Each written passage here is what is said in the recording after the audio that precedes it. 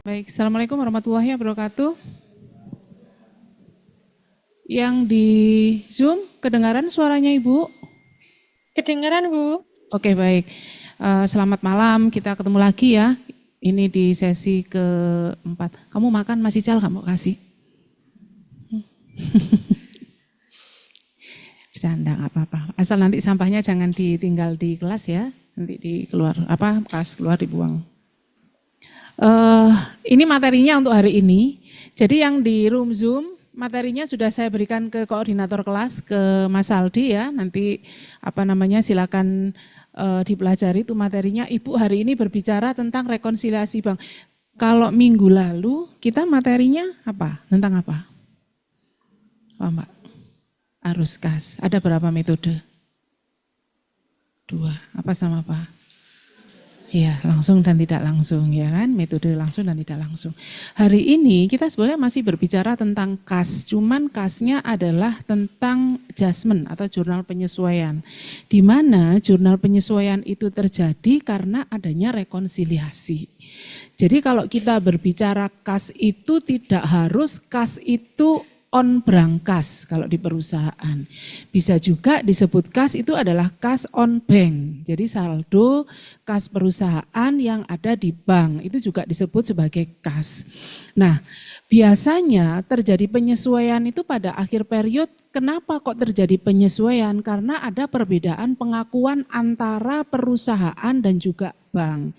Jadi makanya ketika perusahaan itu memiliki saldo rekening ya on bank, itu biasanya akan mendapatkan rekening koran setiap bulan. Jadi tujuannya adalah untuk melihat apakah catatan versi perusahaan setiap transaksi move-nya kas ini, baik itu yang bersifat inflow maupun yang bersifat outflow, itu sama dengan yang dicatat oleh bank. Artinya pengakuan oleh pihak perusahaan benar nggak saldo yang ada di bank itu sekian gitu. Jadi kalau transaksi, apalagi kan sekarang itu cashless ya. Orang itu kan mungkin transaksinya kan banyak menggunakan transaksi kan via bank semuanya. Ya, dengan kemajuan teknologi informasi, digitalisasi, ya, e-finance, fintech, finansial teknologi itu adalah menjadi hal yang sangat familiar ya. Bahkan sekarang kalau mungkin kamu membeli jajanan di kaki lima itu juga sudah ada barnya kan, tinggal scan QRIS aja, meskipun beli 5.000 ya orangnya sudah siap itu karena kemajuan digital teknologi atau finansial teknologi. Jadi selaras dengan itu, aktivitas bisnis atau transaksi itu menyesuaikan.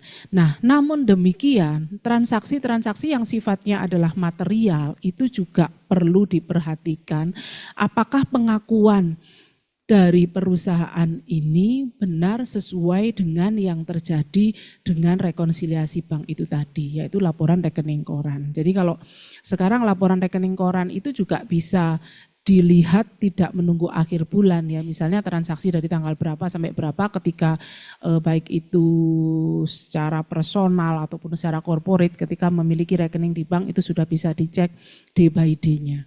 Transaksinya bisa 1 bulan, 2 bulan, nah itu bisa terlihat. Nah sekarang kita berbicara secara teori rekonsiliasi bank itu apa sih? Rekonsiliasi bank itu adalah daftar yang berisi penyebab perbedaan saldo kas menurut catatan perusahaan dan menurut catatan bank. Ini bila pada transaksinya itu ada yang dilakukan secara manual. Karena untuk transaksi-transaksi yang sifatnya besar itu meskipun transaksinya adalah dengan bank, antar bank itu biasanya masih pemindahan rekening koran. Dan pemindahan rekening koran itu biasanya tidak bisa terjadi secara langsung atau misalnya adalah menggunakan uang kartal. Tahu bedanya uang kartal? Kan ada uang itu jenisnya ada uang giral, ada uang kartal. Kalau giral, ya uang giral itu apa? Pernah mendengar istilah uang kartal dan uang giral? Coba dicari apa perbedaan uang kartal dan uang giral. Apa bedanya? Itu apa? Giral. Berarti kalau dalam bentuk rekening itu namanya uang kartal atau uang giral? Giral atau kartal? Kalau uang yang kalian pegang di dompet 50.000, 100 itu apa? Kartal. kertas kan ya, kartal. Ya, jadi transaksi yang menggunakan uang kartal ini masih memungkinkan terjadinya perbedaan. Atau kalau misalnya dilakukan secara pemindahan rekening ya, buku dari antara pihak konsumen ataupun kepada pihak vendor. Nah itu biasanya kalau transaksinya antar giro itu juga masih memungkinkan terjadinya rekonsiliasi. Kalian perhatikan ya di sini. Nanti kalian yang di kelas ini materinya bisa juga minta sama Mas Ical. Kalau kita berbicara yang menjadikan saldo bertambah atau berkurang itu bisa dari dua sisi.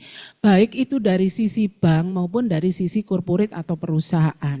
Yang pertama adalah cash in transit, setoran dalam perjalanan. Kalau kita lihat transaksi bank itu, kalau kita berbicara uang kartal tadi ya, setoran yang dalam bentuk fisik. Bank itu kan jam aktivitasnya Senin sampai Jumat. Sementara perusahaan itu bisa sampai Senin sampai Senin gitu. Minggu ya tetap ada aktivitas operasi, Sabtu ada aktivitas operasi. Sehingga perbedaan 2 hari di mana bank ini tidak beroperasi itu menjadikan perbedaan pengakuan transaksi. Bisa jadi kalau misalnya bank itu closing akhir bulannya adalah tanggal 29 hari Jumat, perusahaan akan closing tanggal 30 hari Sabtu. Sehingga transaksi yang tanggal 30 hari Sabtu itu bisa jadi sudah diakui oleh perusahaan namun belum tercatat di bank.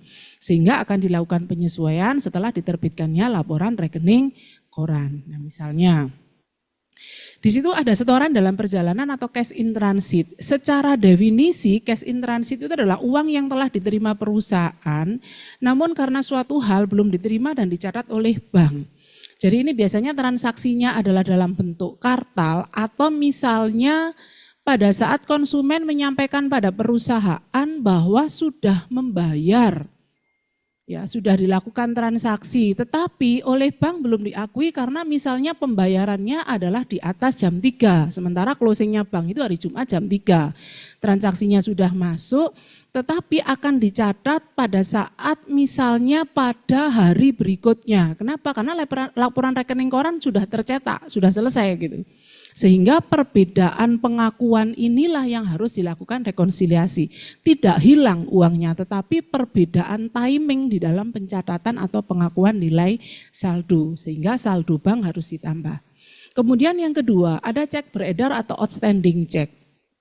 Kalau kita tahu bahwa cek itu memiliki masa periode. Jadi misalnya perusahaan ini membayar kepada produsen senilai 500 juta, mengeluarkan cek. Tetapi oleh pihak produsen itu ceknya tidak dicairkan secara langsung. Sehingga pada saat perusahaan itu sudah mengakui terjadinya cash outflow, ada pengurangan kas, tetapi saldonya di bank belum berkurang. Dan misalnya itu adalah terjadi pada saat akhir period, seperti yang Ibu katakan tadi hari Jumat tanggal 29. Perusahaan sudah mengakui saldo di bank berkurang 500, tetapi oleh pihak produsen karena cek ini kan memiliki masa tempo, mau dicairkan besok boleh, dicairkan besok lusa lagi boleh, lusa berikutnya boleh, karena ada periode untuk pencairan.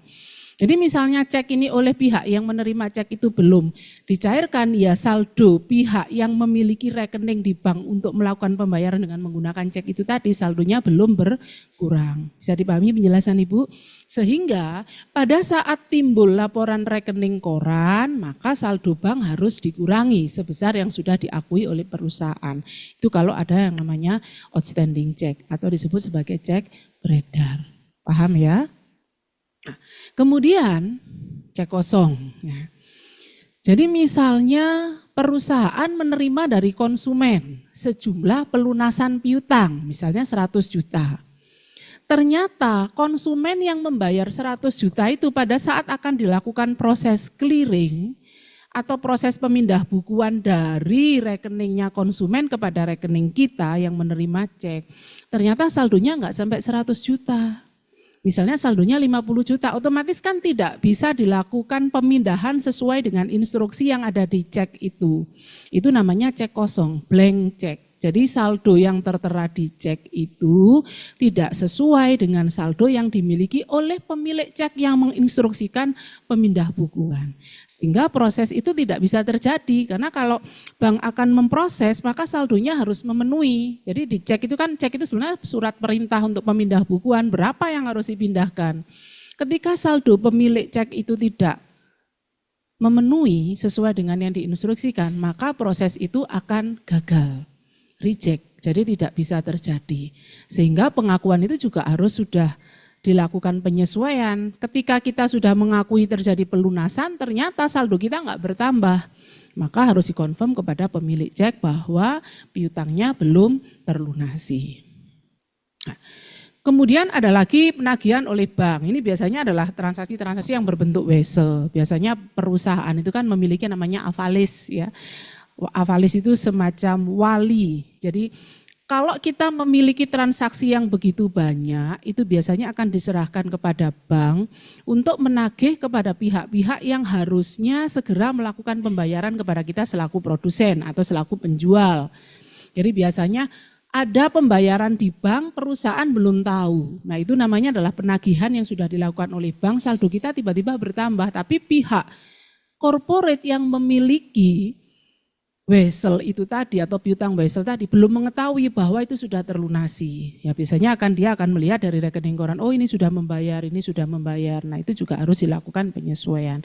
Maka saldonya perusahaan harus ditambah. Kemudian jasa giro. Jasa giro itu adalah sama dengan bunga. Ketika kalian memiliki rekening di bank itu kan tiap bulan pasti akan mendapatkan jasa. Kalau nilai simpanannya besar, ya jasanya besar. Tapi kalau simpanannya kecil, itu biayanya yang besar. Jadi nilai tabungannya akan berkurang karena biayanya besar, biaya transaksi, biaya ATM, nah itu lebih besar dibandingkan bunga. Tapi kalau nilai simpanan itu sangat material atau besar, maka biasanya jasa bunganya yang lebih besar dibandingkan dengan biaya provisi atau biaya administrasi. Jadi kalau jasa giro itu sifatnya menambah saldo, kalau beban bunga atau beban administrasi atau biaya provisi itu sifatnya mengurangi. Kenapa kok harus direkonsiliasi? Kita tidak pernah tahu karena bunga bank itu berfluktuasi. Sehingga tiba-tiba saldo kita bertambah sekian, berkurang sekian. Nah makanya itu harus dilakukan rekonsiliasi di setiap akhir period. Ini adalah transaksi wajib terhadap perusahaan yang pasti akan terjadi penyesuaian di akhir bulan.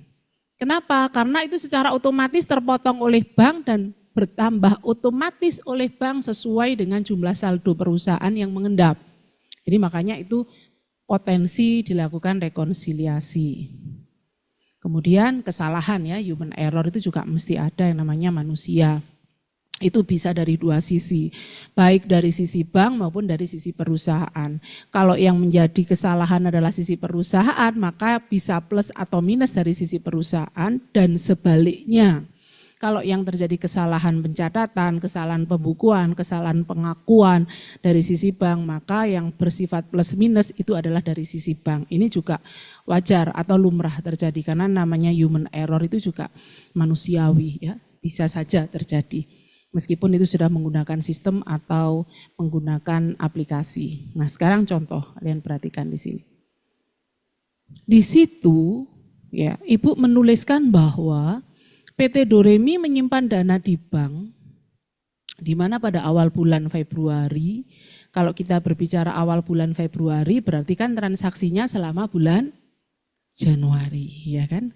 Pada awal bulan kita mendapatkan laporan rekonsiliasi. Berarti itu transaksi yang berasal dari bulan Januari. Kalian perhatikan di situ bahwa bulan Februari rekening koran itu menunjukkan perbedaan pencatatan di mana saldo akhir menurut ya perusahaan 45.500. Sementara menurut bank 54.400. Secara angka itu mirip. Tetapi secara nilai material kan berbeda. Apalagi kalau ada meleset 1 nolnya kan malah sangat berbeda, ya kan? Itu sama-sama mengandung unsur 4 dan 5, tetapi nilainya berbeda, maka harus dilakukan penyesuaian. Ternyata apa yang menjadikan berbeda? Kalian pelajari di transaksi nomor 1 sampai dengan nomor 8 ya. 45.500 dan 54.400 itu ternyata satu, kalian perhatikan. Setoran kas ke bank tanggal 31 Januari sebesar 15.200.000 belum dicatat oleh bank. Kalau dari tadi sekian poin yang dijelaskan Bu Aning di tabel tadi, transaksi nomor 1 ini masuk kategori yang mana? apa yang harus ditambah dan dikurangi? Sisi siapa? Saldo bank. Bank ditambah, dikasih keterangan nanti bank bertambah.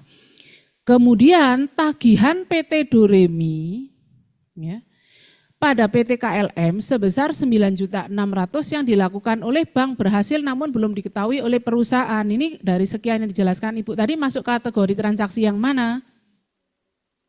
Yes, berarti apa yang harus ditambah? Saldo perusahaan. Oke, berarti sudah paham. Poin 3, jasa giro. Nambah saldo perusahaan. Karena jasa giro kan tadi perusahaan tidak tahu secara otomatis bertambah. Karena itu perhitungan otomatis dari bank. Beban administrasi mengurangi apa? Oke, cek diterima tanggal sekian bla bla bla ternyata blank cek kosong. Diapakan? Mengurangi saldo perusahaan. Oke. Kemudian cek yang dikeluarkan oleh PT Doremi bla bla bla ternyata pemegangnya belum mencairkan. Kenapa kok harus berkurang? Iya, karena uangnya belum dicairkan. Artinya perusahaan sudah mengeluarkan cek tapi itu cek belum dicairkan, ya kan? Outstanding namanya kan. Terus kemudian cek senilai 7.500.000 dicatat oleh perusahaan sebesar 2.500.000. Jadi cek sebesar yang diterima 7.500.000 dicatat 2.500.000. Berarti transaksinya harus diapakan? Ini kan kesalahan pencatatan. Berarti siapa yang harus disesuaikan? Bank atau perusahaan? Nggak bisa, salah satu. Siapa yang harus disesuaikan? Yang dari Zoom? Perusahaan diapakan? Ditambah berapa? Berarti 5 juta. Kenapa kok ditambah 5 juta? Soalnya kan ceknya 7.500.000, tapi yang baru dicatat 2.500.000, berarti Ya, kurang 5 juta. Kurang, betul. Jadi perusahaan harus melakukan penambahan penerimaan. Artinya ketika misalnya itu adalah pelunasan piutang, berarti piutangnya itu kan harusnya diakui terlunasi 7,5 juta, kasnya bertambahnya adalah 7,5 juta. Tetapi dicatatnya 2,5, maka pengakuannya adalah kasnya harus ditambah 5 juta dan piutangnya harus dikurangi 5 juta. Karena diakui adalah terlunasinya 7,5 juta. Oke, good. Terakhir tanggal 8. Cek yang dikeluarkan tanggal 15 Januari sebesar 3.500.000 untuk pembayaran beban dicatat oleh akuntan 2.500.000. Salah pencatatan, siapa yang harus direkonsiliasi ini? Mengurangi saldo berapa? Saldo apa? Bank atau saldo perusahaan? Saldo bank atau saldo perusahaan? Kok bisa saldo perusahaan? Kan cek. Ceknya kan dikeluarkan itu dibayar 3.500.000, tapi perusahaan hanya mencatat 2,5. Yang harus dikurangi saldo perusahaan. Kan ceknya otomatis bank akan memproses sesuai dengan yang tertera di cek 3,5. Tapi perusahaan masih hanya mengakui 2,5 juta. Hasilnya ini. Nah, tadi kan ini. Jadi yang nilai 1 juta tadi kesalahan pencatatan adalah perusahaan. Nih. Otomatis dari 45.500 dan 54.400 saldonya menjadi sama 36 juta. Itu. Jadi perbedaan karena perbedaan bisa timing pengakuan. Karena seperti yang Ibu jelaskan tadi, maka rekonsiliasinya bentuknya seperti ini. Paham sampai sini?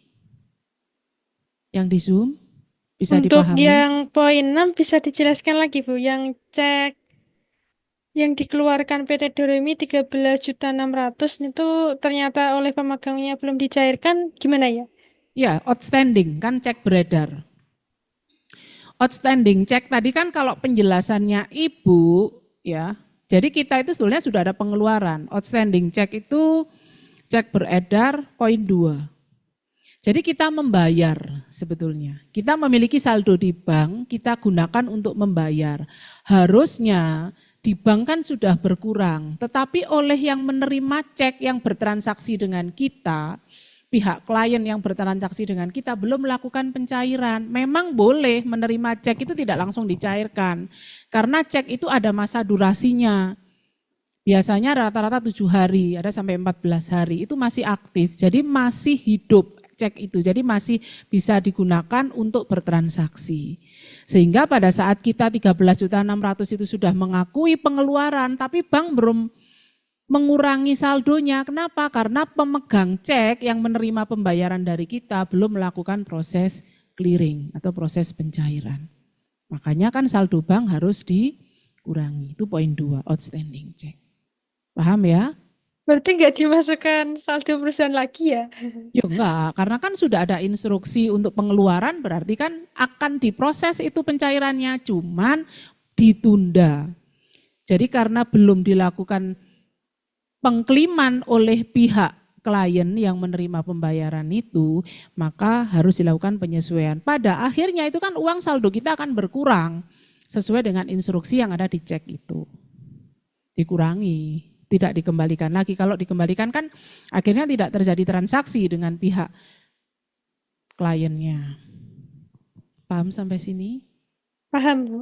Terima Oke. kasih. Yep. Iya, hasilnya. Untuk Permisi Bu, materinya, mau tanya. iya. Berkaitan dengan blank check tadi, saya mau tanya apakah kemudian itu ada persamaan ataupun perbedaan dengan NSF ataupun non sufficient fund. Karena saat saya cari secara definitif blank check ini lebih ke cek kosong yang sudah ditandatangani. Sedangkan kalau NSF itu lebih sesuai dengan penjelasan Ibu tadi, yang mana saldonya nggak cukup ataupun saldonya kosong di banknya. Seperti itu, Bu. Oke. Perusahaan yang memiliki rekening giro, itu ada yang rekening gironya itu rekening giro aktif. Artinya perusahaan itu meskipun memiliki rekening giro, biasanya dia juga memiliki kredit yang sifatnya adalah aktif. Artinya gini, perusahaan itu misalnya kredit 1 miliar, tidak semuanya diambil 1 miliar. Sesuai dengan kebutuhan dia akan dicairkan kepada gironya. Ada juga kalau misalnya pada saat dia akan melakukan pembayaran rekening gironya enggak cukup, itu biasanya akan terjadi konfirmasi dari bank. Dicairkan enggak kreditnya? Itu kalau yang kamu sampaikan NSF tadi, yaitu saldonya enggak mencukupi. Ditambahi enggak? Ditambahi tapi sifatnya utang. Sehingga transaksi dengan pihak vendor kita akan tetap bisa terselesaikan, cuman perusahaan menambah saldo hutang kepada pihak kreditur, dalam hal ini adalah avalisnya bank. Itu kalau saldonya tidak memenuhi. Tapi juga bisa itu tidak dilakukan transaksi ketika perusahaan tidak memiliki sifat kredit yang aktif. Karena gironya kan hanya otomatis akan terisi ketika perusahaan akan memberikan inflow. Jadi giro itu ada yang bersifat aktif, ada yang bersifat ya sudah rekening giro biasa. Kalau ketika perusahaan tidak memiliki kredit yang bersifat fleksibel itu tadi, fleksibel kredit. Jadi biasanya rekening itu ada yang digunakan, giro adalah untuk menampung ketika perusahaan memiliki rekening yang kurang sementara harus melakukan transaksi lebih, maka pihak bank akan memberikan tambahan kucuran dana sebagai hutang perusahaan, hutang jangka panjang.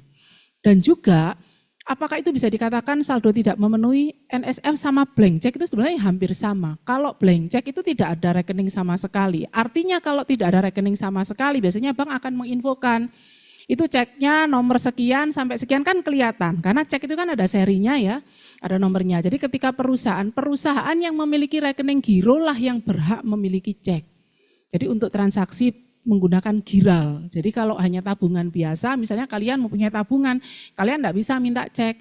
Kalau kalian ingin mendapatkan cek transaksi yang dipakai untuk membayar dalam bentuk lembaran itu, kalian harus membuka yang namanya rekening giro. Ya, jadi seperti itu. Jadi hampir sama memang NSF ataupun blank check.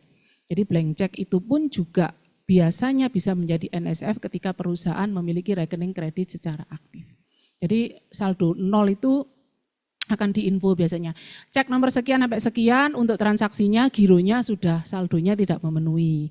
Apakah akan dibuka kredit aktif ataukah perusahaan harus memberikan inflow kembali atau melakukan penyetoran terhadap rekening itu. Mirip, serupa tapi tak sama. Tapi di dalam transaksi itu bisa digunakan istilah blank check ataupun NSF, maksudnya adalah sama. Paham ya? Ya. Ada lagi yang mau ditanyakan? Tidak ada? Aman? Berarti paham. Nah, kalau sudah dilakukan rekonsiliasi, berarti harus dilakukan jurnal penyesuaian. Yang disesuaikan adalah hanya dari sisi transaksi perusahaan. Jadi misalnya ini, dari perusahaan kan tadi ada penagihan piutang, yang mana perusahaan belum mencatat, tetapi bank sudah melakukan, ya karena banknya adalah sebagai avalis, ya berarti kas pada piutang. Terus kemudian ada penambahan lagi pendapatan bunga, berarti kas pada pendapatan bunga. Terus kemudian ada lagi yang ketiga adalah kesalahan pencatatan, tadi menerima 7.500.000 kan, hanya dicatat 2,5 juta. Nah kesalahan pencatatan penerimaan itu kas pada piutang harus ditambahkan 5 juta. Kemudian yang beban administrasi sifatnya mengurangi beban pada kas dan gagal pencairan tadi, otomatis kan karena blank check ya tadi yang 4 juta tadi apa itu? Cek kosong ya kan? Otomatis kan piutang kita harus kembali lagi karena kita nggak dapat pelunasan, ya balik lagi kita mengakui saldo itu sebagai piutang, masih hidup piutangnya. Piutang kembali, jadi diakuinya piutang pada kas. Yang awalnya adalah ketika kita mengakui bahwa akan menerima pencairan, kita sudah terlanjur mencatat kas pada piutang, ternyata ceknya adalah kosong, blank check atau NSF tadi, bisa disebut seperti itu. Not sufficient cash, jadi tidak ada saldo. Terus kemudian ada koreksi kesalahan pembayaran beban. Jadi beban perbaikan kendaraan tadi kan kurang 1 juta, maka bebannya harus ditambah dan kasnya harus dikurangi lagi sebesar 1 juta. Jadi kalau melakukan rekonsiliasi itu juga harus dilakukan jurnal penyesuaian dari sisi perusahaan. Ada pertanyaan sampai sini? Sebelum Ibu masuk piutang, supaya lebih paham dikerjakan soal latihannya. Nanti kita bahas. Ya, ini latihannya.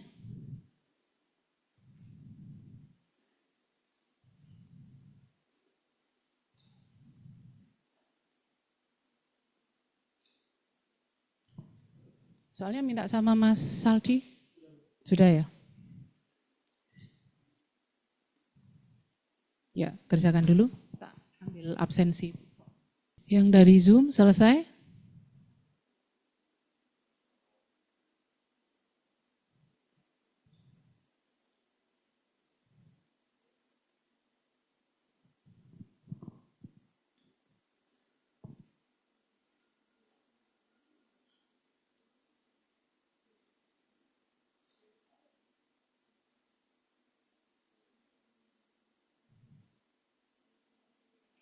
Firhan selesai? Kamu yang nulis di whiteboard? Nih, nanti biar di Zoom sama Mas Ical. Setelah itu kita istirahat 10 menit. Baru Ibu lanjut piutang. Itu ada. Kenapa? Ya, boleh. Boleh stafel, boleh skontro. Tahu kamu, stafel atau skontro. Bentuk tabelnya. Ada bentuk stafel, ada bentuk skontro.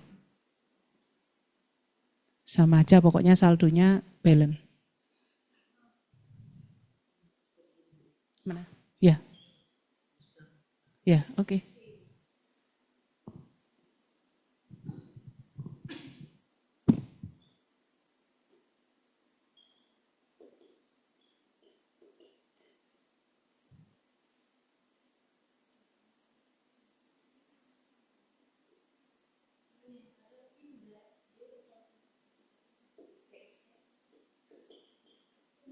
Apa CIT?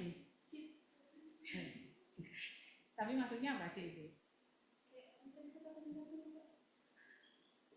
Transit.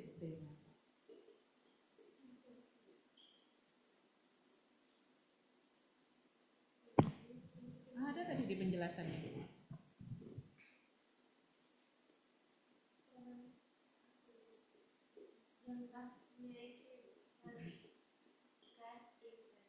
Ya, cash in transit.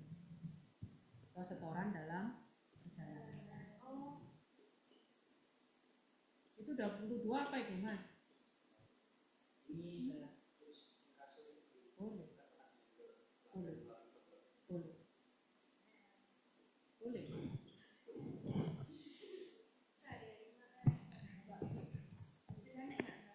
bakso kok bakso.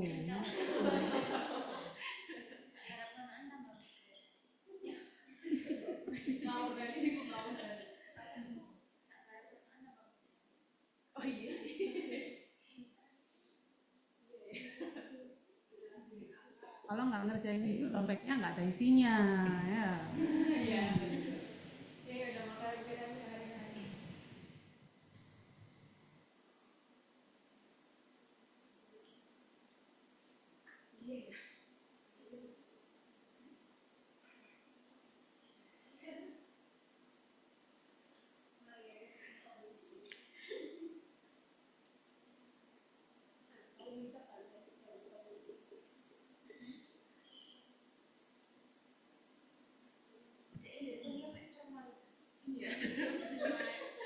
Karena ijazah itu perlu, nggak bisa minimal S1. Ya dia tiap hari mata pelajaran.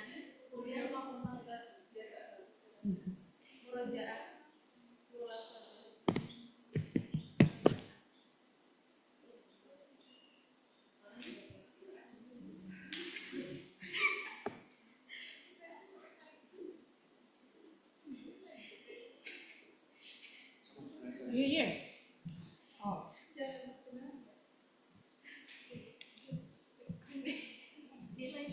Itu istilahnya Mas Firhan, kamu tahu yang ditulis di situ, mana yang nggak tahu? Kalau nggak tanya nggak tak jelaskan, tak anggap tahu semua.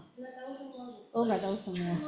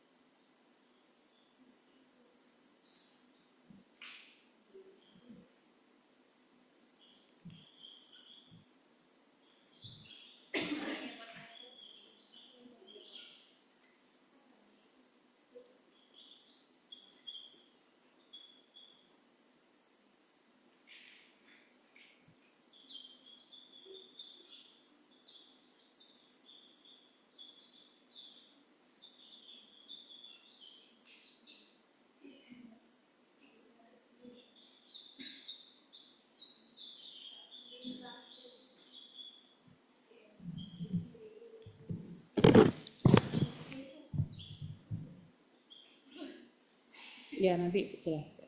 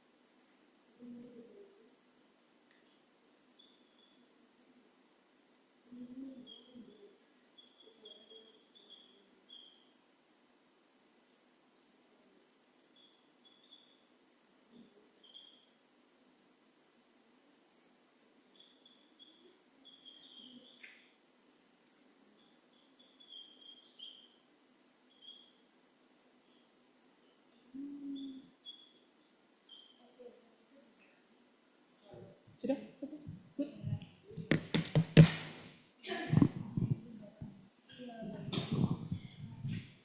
Ya, oke. Coba diperhatikan yang dari Zoom. Bisa dilihat di situ? Bisa, Bu. Oke. Sama enggak hasilnya? 82.100 atau ada jawaban lain? Sama. Sama ya. Jadi boleh berbentuk tabelnya kanan kiri ya. Tadi disampaikan ada Staffel, ada Skontru. Kalau Skontru itu kan kanan kiri sendiri-sendiri. Kalau Staffel itu jadi satu kolom keterangannya, terus kemudian baru angkanya sama berurutan. Dari sini kalian perhatikan yaitu bahwa saldo bank 87.700, kemudian yang satunya adalah 78.800. Ada cash in transitnya adalah 19.900.000 itu menambah saldo bank. Dan juga nilai outstanding check, UC itu kan outstanding check, ya kan? Sehingga nilainya di situ yaitu menjadi 87.700 ditambah 19.900 dikurangi dengan 25.500. Otomatis kan nilainya menjadi 82.100. Dan kalau dari sisi bank, ya, dari sisi bank itu adalah tidak perlu disesuaikan. Yang disesuaikan kalian melihat pada sisi perusahaan. Perusahaan itu saldonya ada 78.800. Inkaso itu adalah sebetulnya sama tadi Bu menjelaskan, itu misalnya adalah bank itu berhasil melakukan penagihan. Atau bisa disebut warkat yang bisa ditagih oleh bank, tetapi perusahaan belum melakukan pencatatan. Tadi berapa nilainya di situ? Warkat. Nilainya berapa? 22.200. Jadi harus ditambahkan. Kemudian pendapatan bunga. Jadi interestnya 1.800.000. Di situ yang ditulis di jurnalnya, inkasonya 22 juta, cash in bank dan account receivable. Cash in bank itu adalah kas di bank, account receivable itu piutang.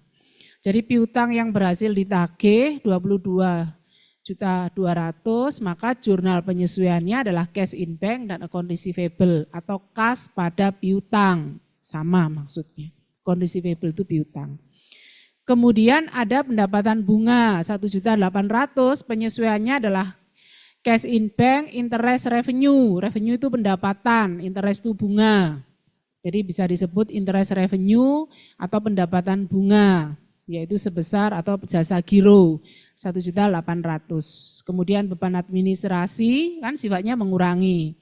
Itu adalah bank service, boleh disebut bank service expense juga boleh, terus kemudian cash in bank, yaitu beban bunga atau beban provisi, provision, expense juga boleh disebut seperti itu juga boleh.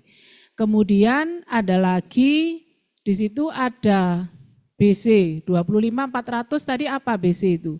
Di situ piutangnya kalau dilihat itu nilai 25.400 tadi di transaksinya Ibu apa itu?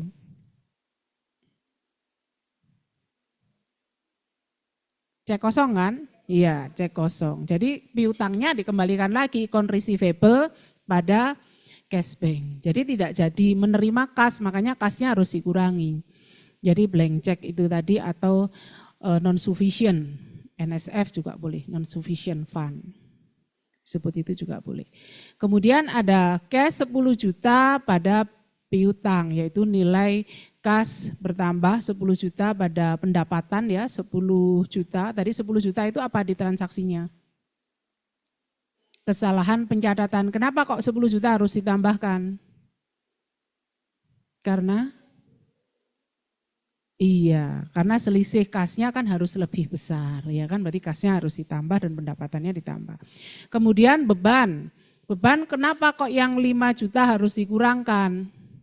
Bebannya berapa tadi? 7 juta? Terus? Iya, berarti kan harus berkurang kasnya ya, senilai 5 juta. Expense ya, yaitu pada pembayaran beban, misalnya itu pembayaran beban apa? Tidak ditulis? Oh, pada supplier. Pada supplier itu biasanya juga bisa pelunasan hutang ya, atau di situ kalau ditulis expense juga nggak apa-apa. Hutang usaha itu juga boleh. Ya, jadi payable sebetulnya, account payable pada cash 5 juta. Oke, good. Sudah paham berarti rekonsiliasi setelah ini Ibu masuk piutang. Bisa dicatat itu? Ini account payable ini. Pada supplier itu payable. Kalau receivable itu piutang, kalau payable itu hutang. Baik, kita lanjutkan lagi ya. Piutang yang di Zoom terlihat ya, PPT-nya Ibu ya? Terlihat, Bu. Oke, baik. Sekarang Kalau kemarin kita bicara kas, arus kas, ya kan, piutang. Piutang ini adalah kalau di dalam posisi keuangan atau neraca itu masih aset lancar. Oke, piutang. Kalian perhatikan ya, bahwa piutang itu kalau kita lihat secara fungsinya, ya, kan bahwa piutang itu secara definisi adalah klaim perusahaan atas uang, barang atau jasa kepada pihak lain akibat transaksi di masa lalu. Jadi transaksi yang tidak diterima secara tunai, kas, itu menimbulkan yang namanya piutang atau disebut account receivable. Receivable itu piutang, ya. Lah, piutang itu bisa diklasifikasikan menjadi piutang usaha yang berasal dari transaksi penjualan barang dagang maupun jasa. Jadi dari aktivitas operasional usaha, atau bisa juga dari piutang bukan usaha. Jadi bukan dari transaksi penjualan barang jasa, tapi bisa menimbulkan piutang. Misalnya adalah transaksi yang bersifat accrual. Misal beban dibayar di muka. Kalau beban, kelihatannya beban dibayar di muka, namanya beban seolah-olah itu adalah akun beban. Padahal kalau ada kata-kata di muka, beban yang dibayar di muka, misalnya beban sewa untuk 6 bulan dibayar di depan, itu kita bisa mengakuinya sebagai piutang. Karena pada bulan kedua, pada bulan ketiga, pada bulan keempat, pada bulan kelima, kita tidak memiliki kewajiban untuk membayar, tapi memiliki hak untuk menggunakan sewa itu. Kalau misalnya sewa ruangan berarti memiliki hak menggunakan ruangan.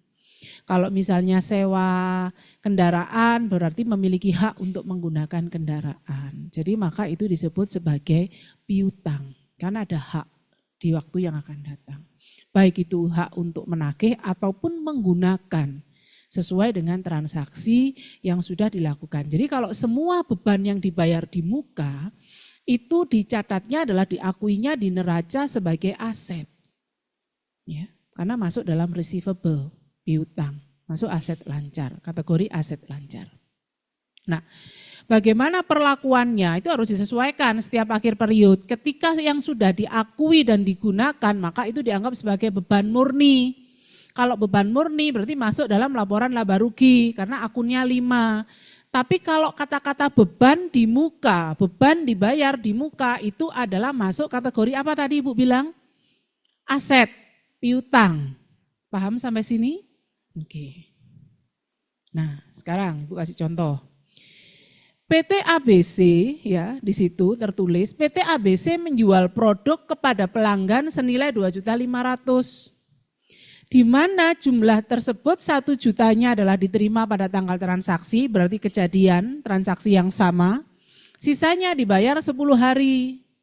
Yang Ibu kasih bold itu adalah yang 10 hari kemudian. Jadi menerima kas 1 juta, 10 harinya adalah 1.500.000, total dari transaksinya, salesnya, penjualannya adalah 2.500.000. Saya pikir ini kamu sudah paham karena sudah PA1. Nah, kemudian kalau yang non usaha, PT ABC 1 April membayar sewa gedung untuk 3 bulan, 7.500.000. Logikanya berarti per bulannya berapa? 2.500.000. Tetapi pada saat transaksi pembayaran kas kan tetap harus dicatat tuh. Persekot sewa atau sewa dibayar di muka 7.500.000, kasnya 7.500.000. Sekarang kalau Ibu bertanya, pada akhir April penyesuaiannya bagaimana? Kan terpakainya nanti kan April, Mei, Juni. Akhir April, 30 April harus dilakukan penyesuaian. Penyesuaiannya bagaimana? Persekot sewa.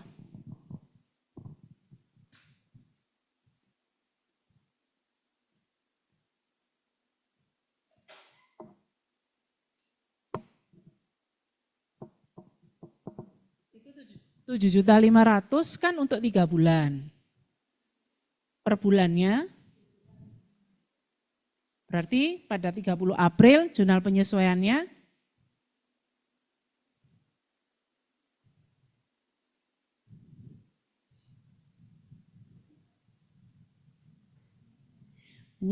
enggak ada kas. Penyesuaian itu biasanya berhubungan transaksi non-kas. Kalau kas itu biasanya identik dengan jurnal koreksi.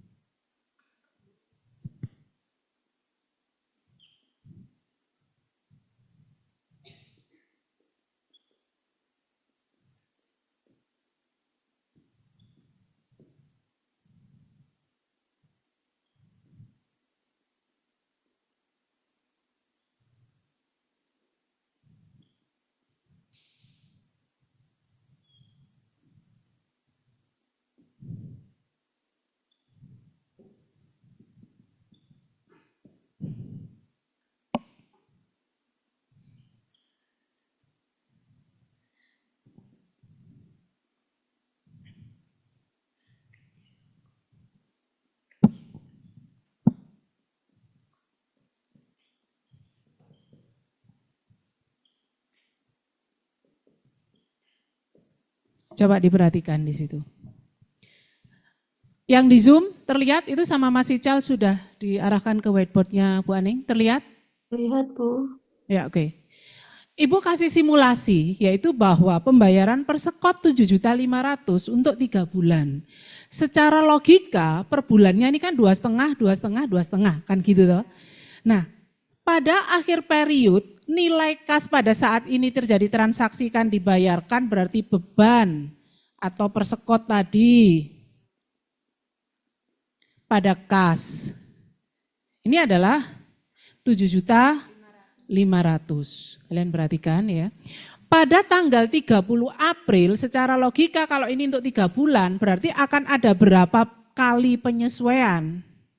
3 kali. Yaitu tanggal 30 April, tanggal 31 Mei, tanggal 30 Juni. Sekarang tanggal 30 April sudah terpakai, yang terpakai kalau di dalam jurnal penyesuaian itu adalah dianggap sebagai beban. Tadi transaksinya Ibu kan persekot apa tadi sewa? Di situ kan persekot sewa ya kan, di sini persekot sewa. Berarti di sini adalah baru diakui sebagai beban sewa. Kreditnya adalah persekot sewa. Kalian perhatikan, tanggal 30 April ini berkurang 2.500.000. Sehingga kan kalau secara saldo 1 Mei saldonya tinggal berapa? 5 juta. Ini 1 Mei saldo 5 juta. Tanggal 31 Mei jurnalnya pun juga sama disesuaikan yaitu beban sewa, kreditnya adalah persekot sewa. 2.500.000 di sini. 31 Mei 2.500.000. Tanggal 1 Juni saldonya tinggal berapa? 2.500.000. Tanggal 30 Juni dilakukan penyesuaian juga sama ya. Beban sewa, kreditnya persekot sewa. 2.500.000. Tanggal 1 Juli saldonya tinggal berapa? 0. Kan untuk 3 bulan. Paham sampai sini? Nah itu kalau kita bicara tentang piutang non usaha. Bu lanjutkan ya. Oke. Sekarang kalau kita bicara tentang piutang, nih, piutang itu masih menimbulkan risiko, ya kan? Sehingga ada yang namanya penghapusan piutang. Kalau di dalam metode akuntansi, penghapusan piutang itu ada 2 cara. Penghapusan secara langsung atau menggunakan metode cadangan. Kalau penghapusan secara langsung berarti adalah karena piutang itu meskipun kita punya hak untuk menagih, ini kalau kita bicara piutang usaha ya, kalau piutang yang non usaha itu kan karena kita memiliki hak untuk menggunakan sesuai dengan transaksinya apa. Kalau misalnya asuransi ya berarti kita mempunyai premi asuransi untuk jangka waktu tertentu. Kalau sewa ya berarti kita mempunyai hak untuk menggunakan sewa itu, apakah yang disewa asetnya itu berupa gedung, berupa kendaraan ataupun mesin dan sebagainya, kita punya hak menggunakan itu. Tapi kalau piutang usaha itu ada resiko gagal atau resiko tidak terbayar. Sehingga yang tidak terbayar itu bisa menimbulkan kerugian atau diakui sebagai beban. Nah, kalau seandainya tidak terbayar, maka perusahaan kan pasti rugi. Rugi itu kan pasti beban, tetapi tidak boleh semerta-merta perusahaan langsung menganggap bahwa piutang yang tidak tertagih pada saat jatuh tempo sebagai piutang yang tidak terbayar. Langsung diklaim rugi, langsung dihapus, tidak boleh seperti itu. Jadi makanya kalau yang menggunakan metode langsung itu betul-betul bahwa klien bisnisnya atau konsumennya itu betul-betul pilot. Kalau orang sudah pilot itu kan ditagih sudah nggak bisa. Jadi kalau misalnya perusahaan itu menyatakan dirinya bangkrut, bankrupsi, ya pilot, dinyatakan di pengadilan bahwa perusahaan PT Doremi dinyatakan pilot, itu memang sudah untuk klien bisnisnya itu harus memaklumi bahwa semua transaksi yang berhubungan dengan PT Doremi itu pasti akan mengalami wan prestasi atau bangkrut. Jadi makanya tidak heran ketika perusahaan itu tidak memiliki kecukupan finansial, dia lebih memilih untuk menyatakan diri sebagai bangkrut. Jadi ya aset-aset yang dimiliki itulah yang hanya dipakai untuk melunasi utang. Kalau tidak cukup, ya sudah selesai. Karena hanya sejumlah itu yang dia miliki, orang bangkrut mau dipaksa apanya? Kan nggak bisa. Itu kalau secara resmi sudah dinyatakan legal di pengadilan, yaitu bahwa perusahaan, karena perusahaan itu kan ada bentuk badan usaha. Jadi dinyatakan bangkrut itu bukan secara personal, tapi secara perusahaan. Perusahaan dinyatakan bangkrut itu biasanya ya hanya sisa-sisa aset itu yang akan dipakai untuk melunasi. Dan kalau perusahaan mempunyai piutang terhadap kondisi perusahaan yang bangkrut, ya maka secara otomatis itu piutangnya boleh dihapus dan dianggap sebagai beban kerugian. Ada pertanyaan sampai sini? Tidak ada? Belum? Lanjut? Oke. Nah sekarang kalian perhatikan, metode langsung itu biasanya benar-benar dihapus kalau memang pihak yang memiliki hutang terhadap kita, ya, atau kita yang mempunyai hak untuk menagih terhadap orang yang memiliki hutang terhadap kita, berarti kan kita punya piutang. Orang yang punya piutang itu disebut debitur apa kreditur? Kok bisa? Orang yang memiliki hutang itu disebut debitur apa kreditur? Yang punya piutang. Kok bisa? Kalau kredit, kreditur. Misalnya Bu Aneng pinjam ke bank, hutang ke bank 100.000. Krediturnya siapa? Oh ibu, karena hutang. Balik. Jadi jangan dilihat bahwa hutang sisi kredit, orang yang punya hutang disebut kreditur, enggak begitu. Karena piutang sisi debit, orang yang punya piutang disebut debitur, enggak begitu. Justru orang yang punya hutang itu disebut debitur. Kok bisa ya memang debitur. Orang yang punya hutang itu disebut debitur, yang mempunyai kewajiban untuk membayar itu debitur. Orang yang mempunyai hak untuk menagih itu disebut kreditur. Jadi bukan sisi debit kredit loh ya, debitur kreditur itu. Kamu lihat di Google, kamu cari debitur itu siapa? Debitur adalah orang yang mempunyai kewajiban untuk melunasi hutang. Jadi kalau kita pinjam ke bank, yang disebut kreditur adalah siapa? Banknya. Ini yang disebut kreditur. Yang memberikan kredit itu disebut sebagai ya kreditur. Yang meminjam disebut debitur. Paham ya? Oke, jadi kalau metode cadangan kerugian piutang itu dicadangkan, sehingga kalau misalnya gini, perusahaan itu memiliki akhir bulan memiliki total piutang transaksi kredit itu 10 juta. Apakah yakin 10 juta itu semuanya akan tertagih? Oh, dicadangkan. Metode cadangannya berapa sebagai antisipasi? Misalnya 5%. Oh, 500.000. Permisi, yang Iya. di situ slide-nya belum pindah. Oh, Oh ya. kok belum pindah. Penghapusan piutang, tadi ada 2 metode seperti yang Ibu jelaskan, yaitu metode secara langsung dan juga metode cadangan. Kalau metode langsung itu betul-betul memang sudah pilot, wis gak iso ditagih, jadi baru dihapuskan. Jadi nggak boleh begitu ada transaksi piutang langsung kemudian diperkirakan tidak tertagih dianggap kerugian, nggak boleh.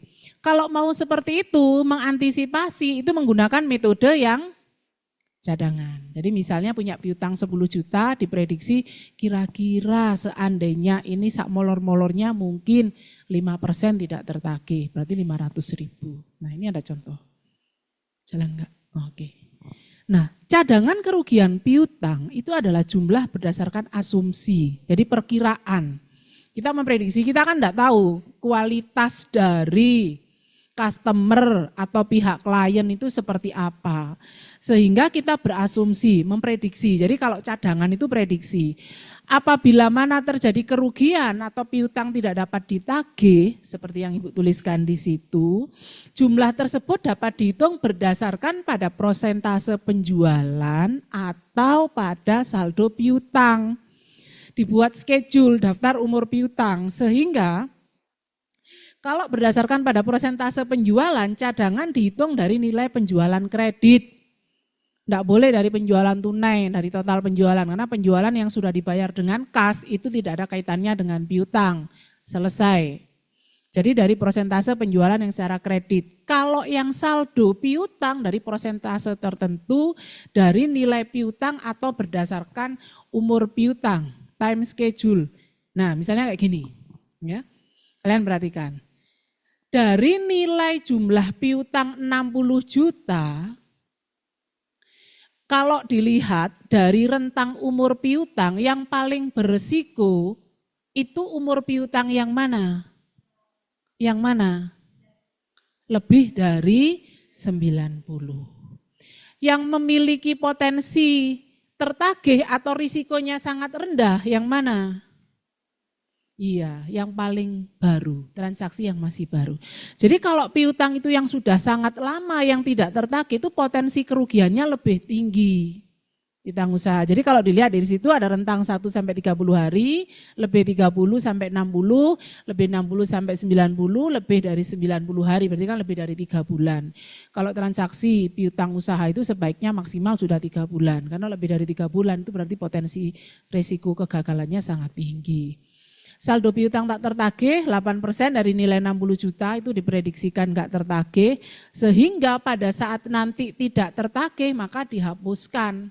Sehingga keterangannya itu dihapuskan atau tertagih pada tanggal berapa. Nah itu perusahaan itu harus intent, harus selalu melihat daftar umur piutang. Karena kalau transaksi penjualan kredit tidak dibuatkan schedule, aging schedule ya, maka akan lupa. Apalagi kan kalau customernya sangat banyak. Ya. Oke, berikutnya contoh ini ya. Pada tanggal 1 Januari, PT ABC menetapkan cadangan kerugian piutang 24 juta.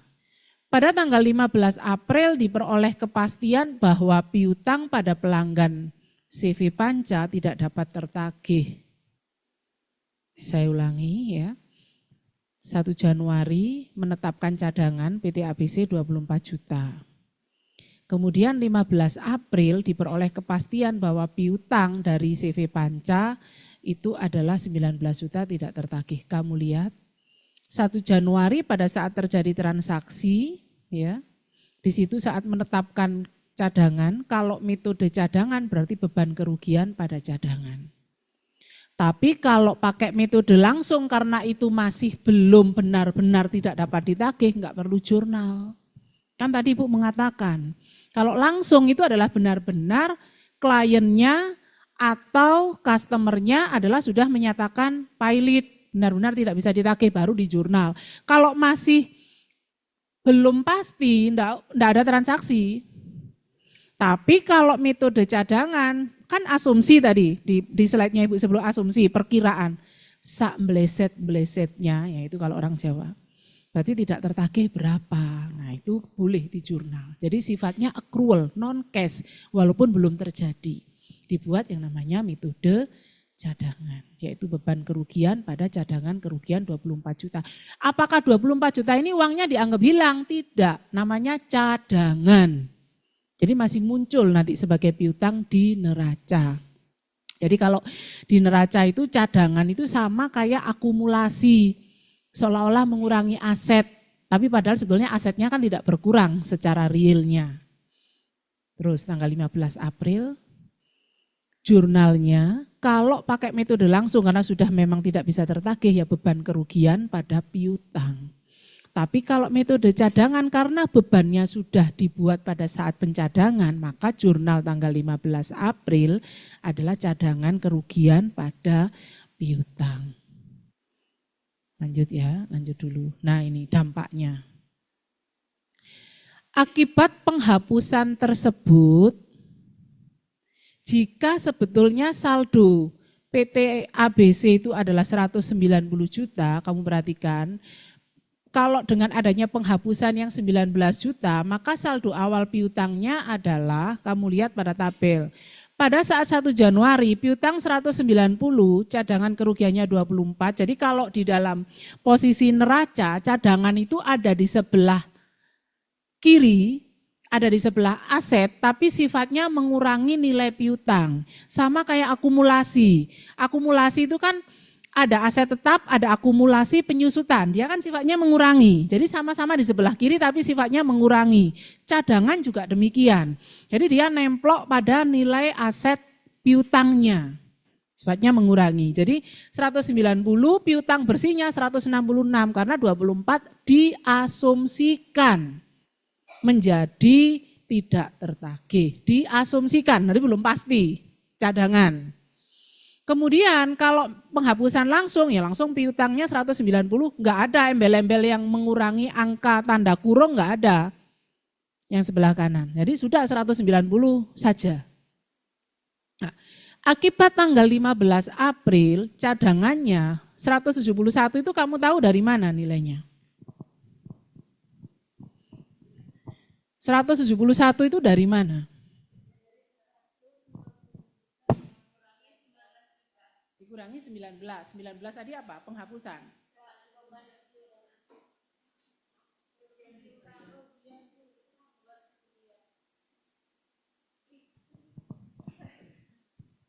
Bingung enggak itu?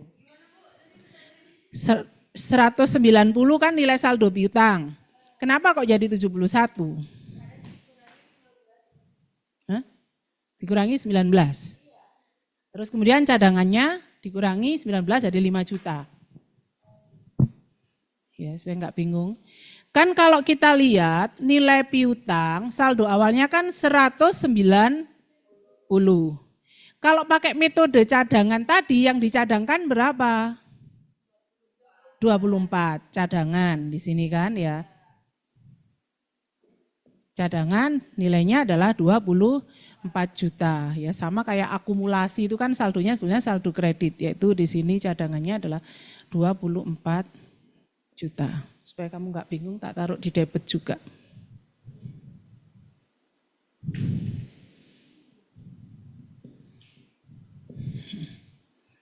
Nah, kemudian pada tanggal berapa itu ada penghapusan? Nah, cadangan kerugian piutang itu sama-sama di debit tapi sifatnya mengurangi. Kemudian tanggal 15, kenapa 171? Karena ada penghapusan berapa? 19, penghapusan itu jurnalnya apa?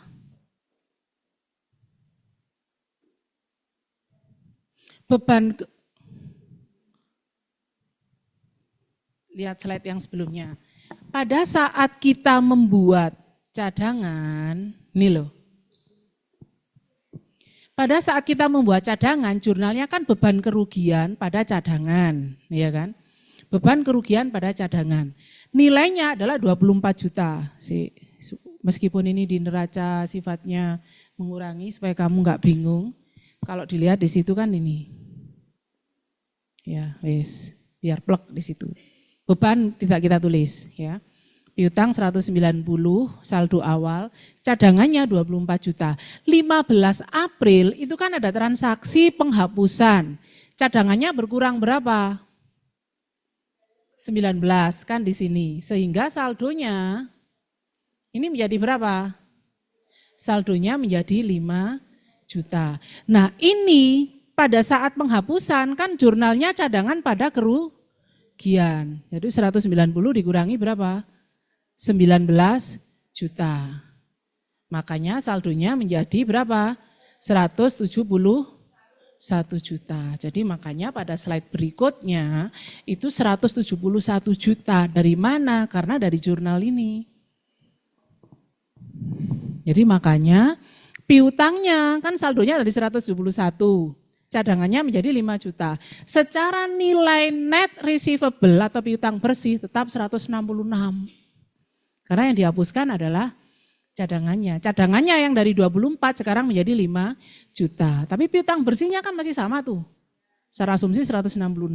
Tapi kalau pakai metode penghapusan langsung ya sudah menjadi 171. Karena dianggap langsung 19. Paham sampai sini? Yang di Zoom? Paham, Ya, Bu. oke, lanjut. Udah ngantuk ya kamu ya. Kalau piutang ya tadi penghapusan, sekarang piutang yang dipakai untuk memenuhi kebutuhan kas. Piutang itu kan jatuh tempo sesuai dengan due date-nya. Sehingga kita berhak menagih kapan itu jatuh tempo. Tapi kalau perusahaan membutuhkan kas dalam jangka waktu lebih cepat, maka piutang bisa dipakai sebagai jaminan. Atau dijual kepada factoring, anjak piutang, atau juga didiskontokan. Nah sekarang kalau dijadikan jaminan, perusahaan yang membutuhkan kas segera dapat meminjam ke bank atau lembaga keuangan lain dengan menjaminkan piutang. Misalnya piutangnya 400 juta nanti akan tertagih 3 bulan kemudian, perusahaan butuh uang sekarang 150 juta, boleh. Jaminkan, karena 3 bulan kemudian akan dapat uang 400. Tapi kalau 3 bulan kemudian dapat 400, sekarang perusahaan butuh uang nilainya 400 juga, boleh enggak? Enggak bisa. Karena yang dijaminkan itu nilai jaminan harus lebih besar. Kenapa? Karena ada yang namanya value of money, nilai waktu uang. Jadi 150 juta itu saat ini itu nilainya lebih tinggi dibandingkan 400 juta masih akan kemudian hari. Kenapa? Karena 400 juta kemudian hari kan masih berisiko. Ya kalau tertagih, kalau enggak. Jadi makanya tidak boleh nilai jaminan itu sama dengan nilai yang akan dipinjam. Yang kedua, anjak piutang atau factoring dijual. Jadi 400 juta untuk 3 bulan ke depan. Kalau dijual saat ini apakah nilainya sama? Tidak. Bisa jadi hanya separuh.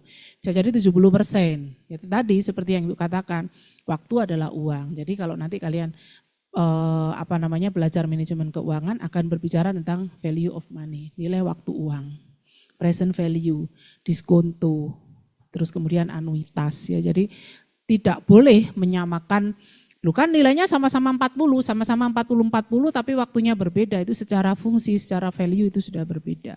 Sehingga kalau menjual pada anjak piutang, piutang yang 400 pasti akan dibeli oleh anjak piutang di bawah atau di atas itu? Di bawah. Penjelasannya seperti yang dijelaskan tadi. Mendiskontokan wesel itu juga sebenarnya hampir sama, menguangkan lebih cepat dengan nilai diskonto. Jadi memperhitungkan bunga. Ada contohnya ini. Sekarang yang poin 1 dulu. Tadi penghapusan sudah, metode langsung dan tidak langsung. Sekarang piutang yang dijaminkan. Kalian perhatikan.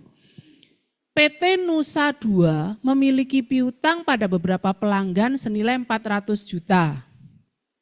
1 April perusahaan pinjam dana ke bank 250 juta.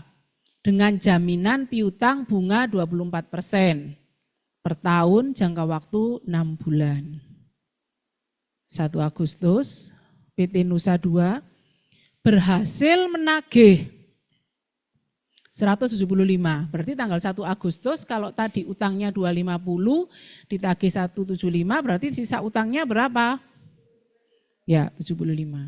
Tanggal 1 September menagih kembali 100. Lunas enggak di 1 September utangnya? Lunas, masih susuk kan ya? Nah sekarang transaksinya ini, jurnalnya.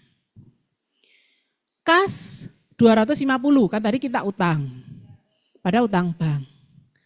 Piutang yang tadinya 400 harus dijadikan sebagai piutang yang dijaminkan.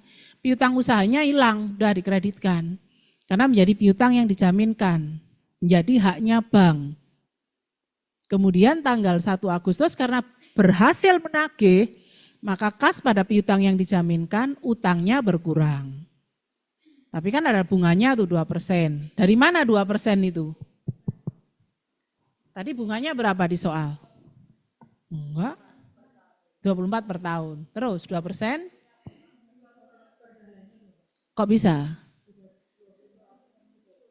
Iya, dibagi 12. Ya, jadi pada tanggal 1 Agustus ya, beban bunganya di situ adalah 2% per bulan ya. Dibayar 20 juta. Total kas yang harus dibayarkan 195, tetapi pengakuan nilai utangnya tetap berkurang sebesar 175. Karena 20 itu pendapatannya bank, nggak boleh diakui sebagai mengurangi hutang.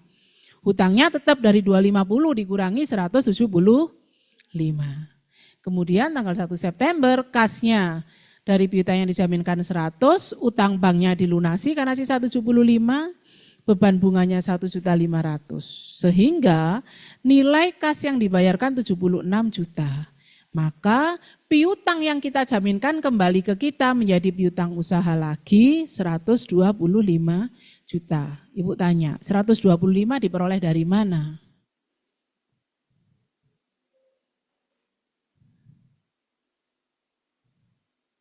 Ayo cepat. Yang di Zoom, piutang usaha 125 diperoleh dari mana?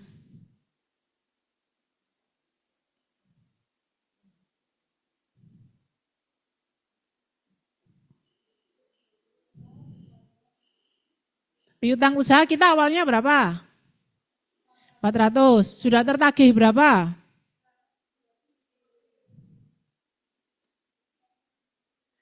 Piutang kita kan 400. Tertagih berapa? 175 juta. Masa? Kan 2 kali tuh. Sama 100 juta. Total berapa yang sudah tertagih?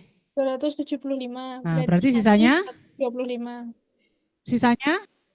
Sisanya 125 juta. 125. Ya toh? Kan kita per 400 tuh piutangnya. Kan tertagih pertama 175, tertagih kedua 100 juta. Sekarang dijual. 1 April PT Mawar membutuhkan dana cepat dengan menjual piutang. Seperti yang Bu Aning jelaskan tadi, piutang 500 juta masih akan tertagih di kemudian hari. Kalau dijual harganya kan tidak mungkin 500 juta tuh. Ya, dijual dengan harga berapa itu? Piutang tersebut dibeli perusahaan factoring atau anjak piutang 450. Setelah diperiksa, piutang tersebut masih dalam masa potongan. Artinya ketika pihak konsumen akan membayar, maka perusahaan harus memberikan potongan yaitu sesuai dengan nilai masanya yaitu 2%. Berarti kalau dijual kepada anjak factoring, berarti kalau dari 400 itu ada potongan 2%, maka dia nggak akan menerima 400. Kenapa? Karena itu ada nilai potongannya. Jadi potongannya kan harus diberikan sesuai syarat term of date-nya. Maka dari transaksi itu nih, kas 450. Kan dijual kan tadi 400, nilai piutang usahanya 500, dijual 450. Jadi kalau kita hitung nilai piutang,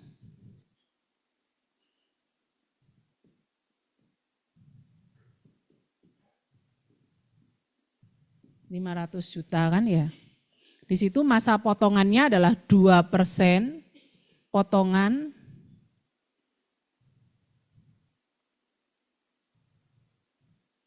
dikalikan berapa itu?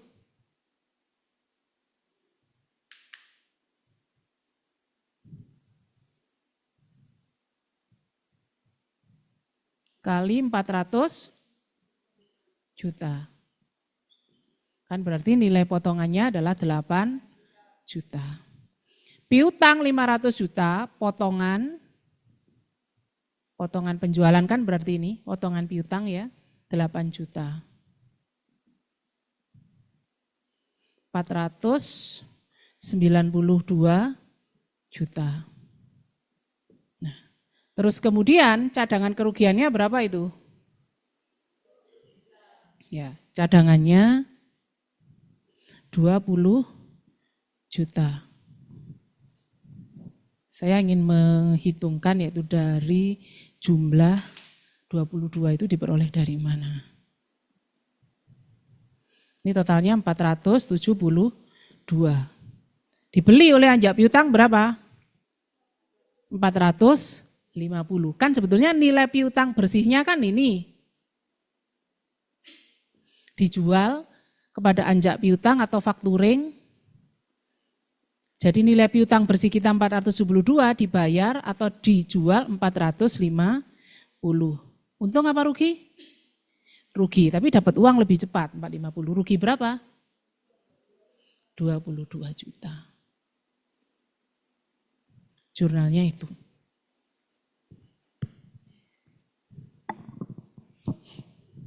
Ya kan? Piutang 500, potongan penjualannya 8 juta kan menjadi 492. Cadangannya 20, piutang bersih 472. Tetapi nilai 472 itu dijual 450. Rugi berapa? Nah, jurnalnya ini.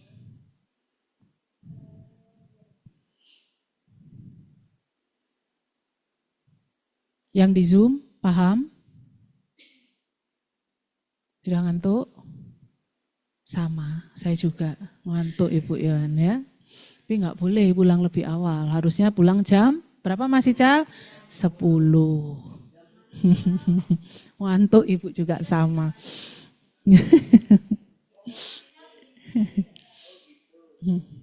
Paham ya?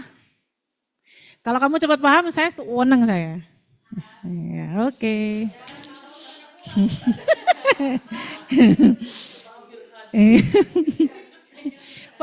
Firhan sudah hampir merem sama kayak saya. Itu sudah. Ini wattnya Ibu sudah 10 watt bisa ngantuk sama. Ya, saya dari pagi juga sama. Oke, kita selesaikan. Sekarang mendiskontokan Basel, ya kan? Tadi sudah, penghapusan sudah, jual piutang sudah, dijaminkan sudah. Paham enggak masalahnya? Sudah 3 poin, paham enggak?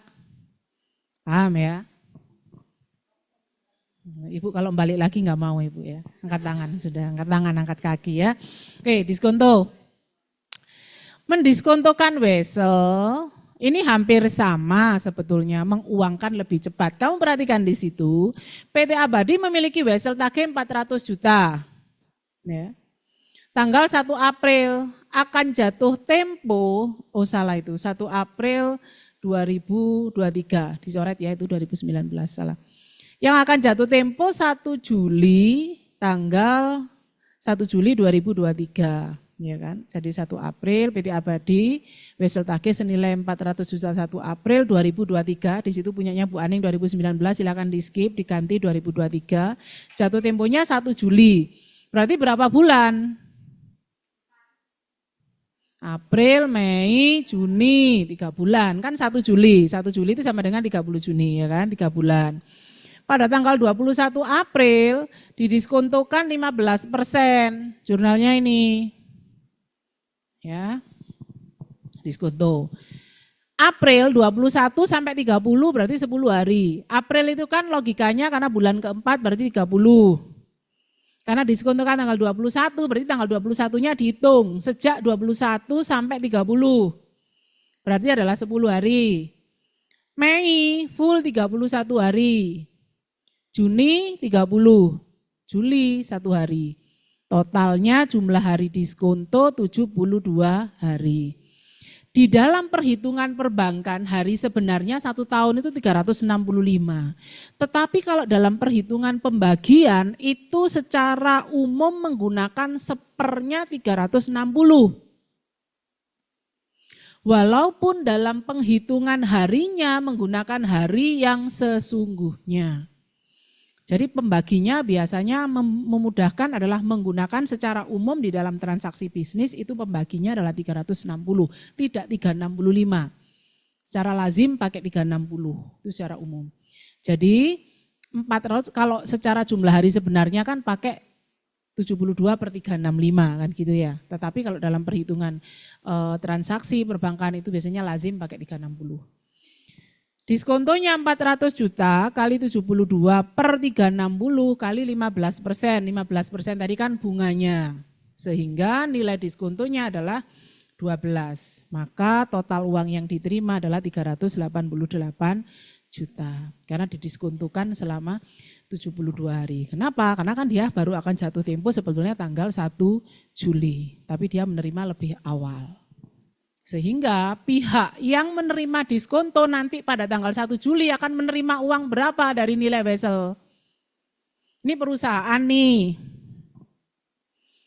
PT Abadi 400 juta piutang weselnya. Didiskontokan tanggal 21 April. Menerimanya 388. Nah, pihak yang membeli nilai weselnya pendiskontoan itu tanggal 1 Juli menerima uang berapa?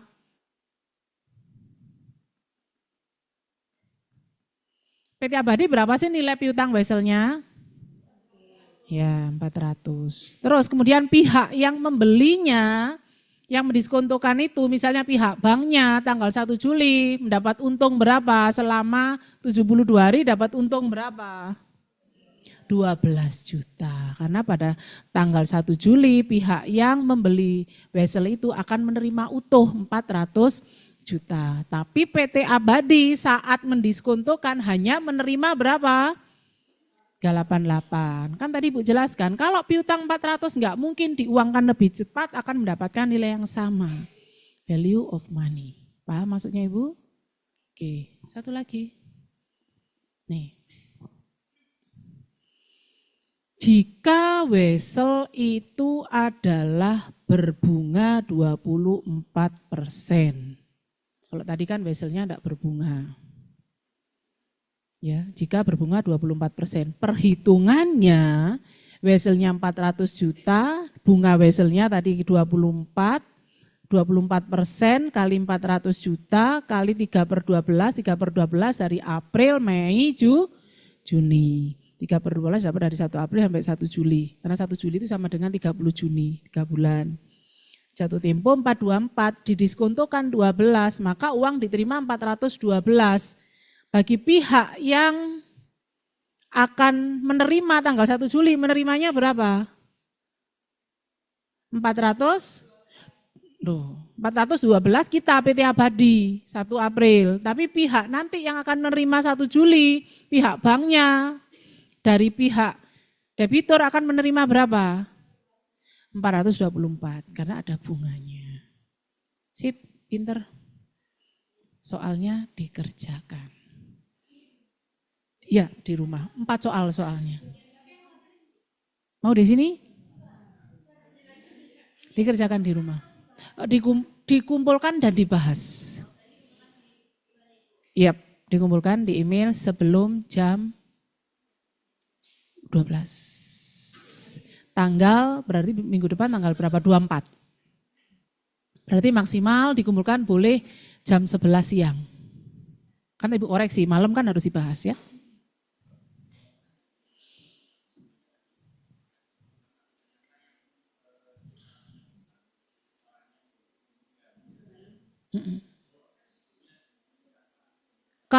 Kalau piutang itu sudah dijual ya berarti resikonya adalah kepada pihak pembeli.